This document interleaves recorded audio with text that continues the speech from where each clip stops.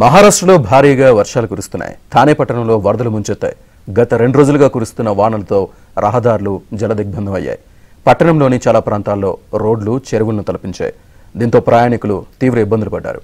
కొన్ని ప్రాంతాల్లో వాహనాలు నిలిచిపోవడంతో ట్రాఫిక్కు తీవ్ర అంతరాయం ఏర్పడింది.